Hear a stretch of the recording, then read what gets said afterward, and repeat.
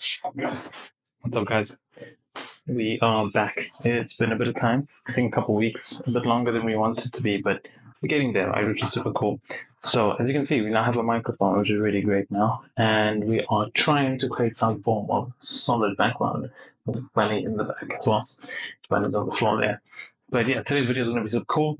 I'm not going to beat around the bush waste too much time. It's going to be about balance. So, I actually tried to record this video yesterday, and it did not work at all. We're in the car, and the microphone was pretty much catching the entire drive, and it got everything except my voice. So that was pretty bad. But here we are again. So essentially, the thing I've wanted to talk about for a while has been balance. How to balance your life, how to live a balanced lifestyle, what that looks like for different people, how to reach that. My journey with finding balance in different things. So just start us off. Essentially, I'd say the first thing I've learned about balance has been that you need to incorporate a lot of imbalance in your life to have good balance. So what does that mean, right? Your life kind of goes straight, and then you have a thing that you want to achieve, or thing you want to work on. And to get that thing, there needs to be a period of time where all you do is focus on that one thing, and you shut everything else out.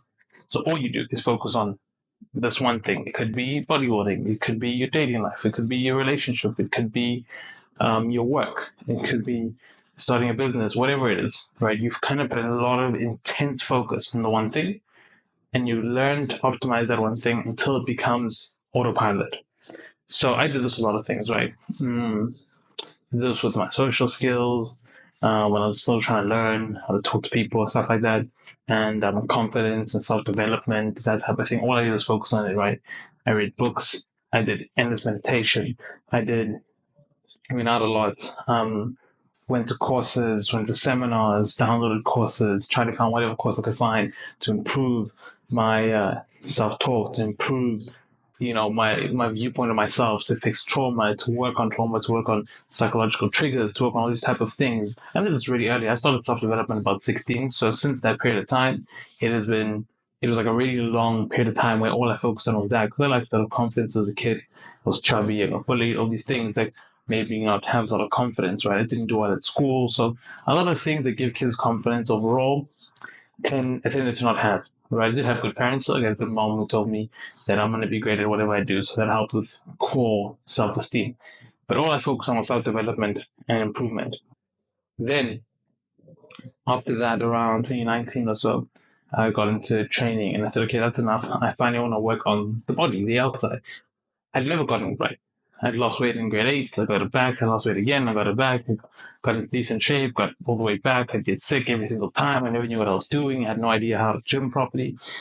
So after a certain period of time, I just had enough. So in 2017, I started training, and I made really, really, really good progress. But I still had the ups and downs. Starting from about 2019, where the ups and downs pretty much stopped to some degree. I got a coach, and the coach, gave me a rigorous program to run, and he had a lot of stuff I had to get. I had to pay him, I had to buy food, I had to buy supplements, which meant I had to get a job. So then I got a job from there. But all I did was focus on training and bodybuilding and gym, right? At that time, I didn't want to be a bodybuilder yet. I was just interested in training. So all I focused on, I had a goal. I wanted to hit 10% body fat. So all I did every single day, wake up, go to gym in the morning, go to work. I went to the supplement shop. Luckily, at some point, the supplement shop was right next to the gym, like in the same shopping center. So it helped. I went to the gym. I went to the supplement shop, open up the shop, clean, get everything, get ready for the day. Finish my work day, go straight back to the gym for the second session, the lifting session. The first one will be a cardio session, and then I'll be done. That was my day. That was my day. I need to stop shaking this table. That was my day for a long period of time.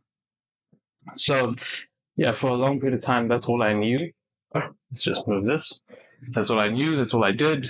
It was my major focus. I didn't eat out with friends. I didn't go to parties anymore. And whenever I did eat out with friends, I'd take a little container. I remember going to my friend's birthday party and taking my little container of fish with me. And he was like, bro, this life is crazy. And I mean, you learn over time that you can find alternatives in restaurants, but sometimes when you're still in the phase where you need to be super hardcore, when you're in any phase where things are super strict, right? Like you're dieting for prep or anything, you need to have that kind of mentality where you shut everything out. And then when it came to work, I did a similar thing, right? I've been in sales right now. I've been in sales for a couple of years, and sales is tough, guys. Sales is difficult, especially when you do fully commission-based sales like I used to do. And you need to do that. I think every person who does sales needs to do a fully commission-based job for an extended period of time and get good at it. So I worked and worked and worked and worked and worked.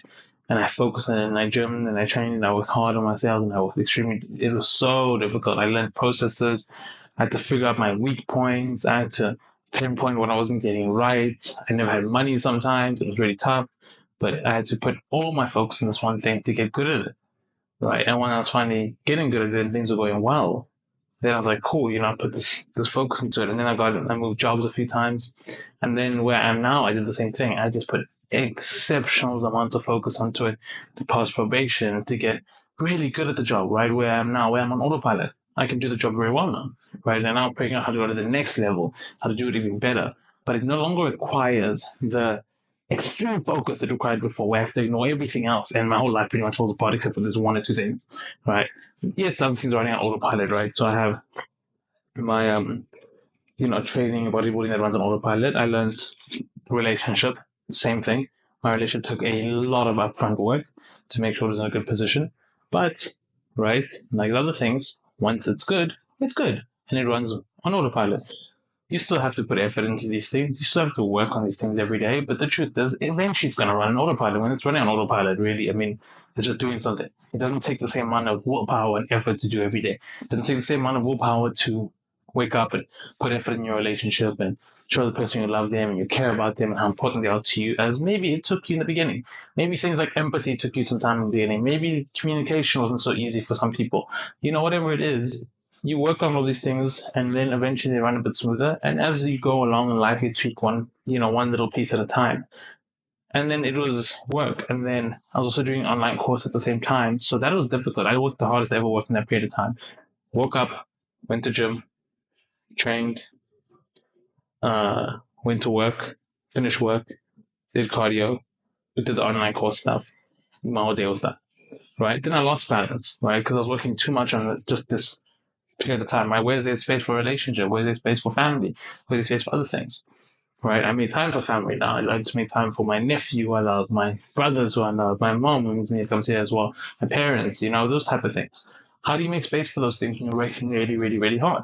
Well, you need to just create it. You have to carve out some time for all the things you're going to do, decide what kind of life you want to live, and decide that you're going to carve out time for certain things, right? Because there's no excuse, right? If your relationship falls apart because of your work life, it's because you're not balancing it correctly. And the same thing goes for if your body falls apart because of work, or your work falls apart because of your training. It's all a giant balancing game. Now I'm not going to sit here and pretend that like I've got it right because I don't, but I'm figuring it all out. And I hope you guys watch the journey with me as we figure it out together. The truth is, though, I believe that you go through these periods of time where you hyper focus on something, and then it levels, and then you hyper focus and it levels, and then you find everything kind of goes up.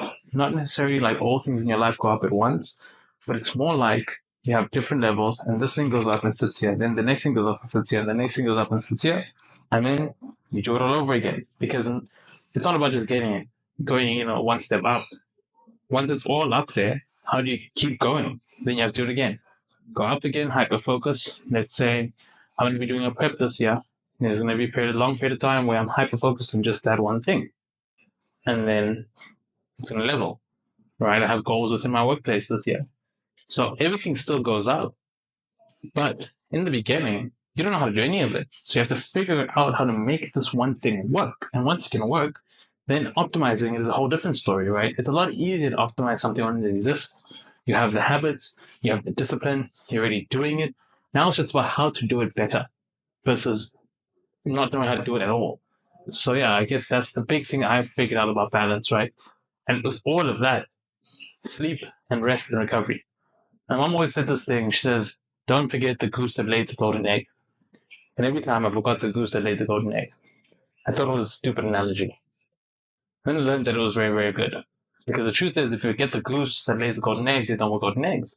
The goose is you, right? If you don't take care of yourself, if you don't take care of your body, your mind, your spirit, if you don't make time for these things, right? And if you don't make time to pray, to go to church, to interact with people who love you or with brethren in whatever space you're in. And if you make time to see your family, if you make time sometimes to just take a hot bath and take a big, deep breath, especially let's say you do things well, you finally wanted something, take it in, take a deep breath, appreciate it, be happy about it, the fact that it happened, and then be satisfied for a period of time because we're always moving forward. You sometimes forget how to be satisfied with the win. Take the win, be happy, take a break, relax, then go back again and keep fighting. If we forget that part, you just get like I can't imagine the amount of times I got sick because the stress is ridiculous football. And I think stress is really, really good to be honest. But how you manage it and how you view it. Right. I think for a long period of time I once had the wrong perspective about what stress was. And that's probably also what contributed to making me sick. There's been studies that the biggest part of stress isn't necessarily about how much stress you get, it's about your perception of whether the stress is good or bad. And that perception dictates how you're going to react to it. So I believe stress to be very good to a certain point. And if you have the viewpoint that it's good, you handle it a lot better, right? But you also still need to say and know your body and your mind and say enough is enough. I'm cracking. I need a break. Others you break before you realize it. So understand you need to learn to see the cracks long before you shatter the pieces. So you can catch it and learn to take a rest before it's too late. And you have to take 6 months, not 6 months, but let's say a month off versus taking 2 days off, right? If you see it earlier, you may have to take a day or two off. But if you see it late, you may have to take a month off because it's it and miss work and miss all these things. So yeah, that's really the viewpoint of got balance. This is how I've learned to figure it all out, guys. I hope it helps you. I hope you learn how to live a more balanced lifestyle. I hope you took a lot out of the video. I hope you like and subscribe, and I'll see you guys in the next video. Peace.